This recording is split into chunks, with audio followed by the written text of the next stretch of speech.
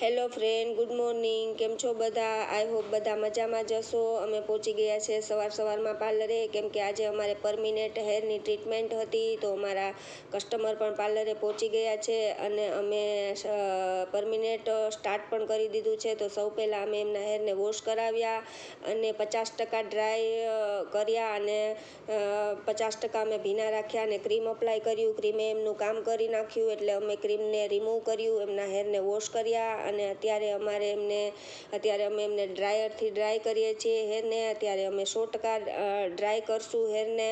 તો તમે જોઈ શકો છો એમના હેર ઘણા બધા ફ્રીઝી અને રફ છે. તો અમે ડ્રાય થઈ ગયા બાદ અમે પરમિનેન્ટ સ્ટ્રેટનિંગ સ્ટાર્ટ કર્યું. અત્યારે પરમિનેન્ટનું કામ ચાલે છે એટલે સ્ટ્રેટનિંગમાં પણ ખૂબ જ ધ્યાન રાખવું પડે છે. ફ્રીઝી હેર રહી ન જાય એમનું પણ ધ્યાન રાખવું પડે છે અને એકને એક લટમાં 8 થી 10 વાર ચીપિયો પણ મશીન પણ ફેરવવું પડે છે. તો અમે એમનું સ્ટ્રેટનિંગ કર્યું અને પછી અમે એમનું ન્યુટ્રીલાઇઝર અપ્લાય કરવાનું સ્ટાર્ટ કરી દીધું. તો તમે જોઈ શકો છો અત્યારે હું એમને ન્યુટ્રીલાઇઝર અપ્લાય કરું છું. તો ન્યુટ્રીલાઇઝરમાં આપણે મોટી અને થીક લટ લઈ શકીએ છીએ.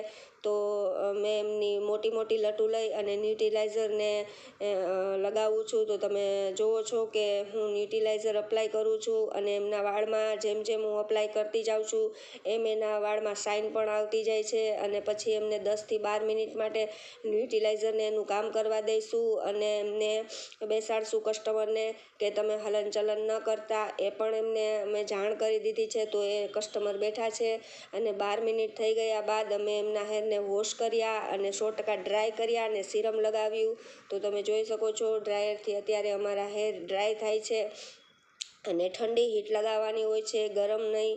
તો અમે એમને ઠંડી હીટથી ડ્રાય કરીએ છીએ તો એમાં વાર પણ લાગે છે અને આ એમનું ફાઇનલ રિઝલ્ટ છે. તમે જોઈ શકો છો એમના હેરની શાઇન, એમનું સ્ટ્રેટનિંગ, એમની લચક. તમે જોઈ શકો છો એમના હેર કેટલું મસ્ત એમનું સ્ટ્રેટનિંગ થયું છે. અને શિયાળામાં બેસ્ટ સિઝન હોય છે પરમિનેન્ટ સ્ટ્રેટનિંગ કરાવવાની, કેમ કે ગરમી પરસેવો થતો નથી. તો હેરનું રિઝલ્ટ પણ સરસ આવે છે. તો આવતા વિડીયોમાં ફરી મળીશું. જય શ્રી કૃષ્ણ, બાય બાય, ટાટા.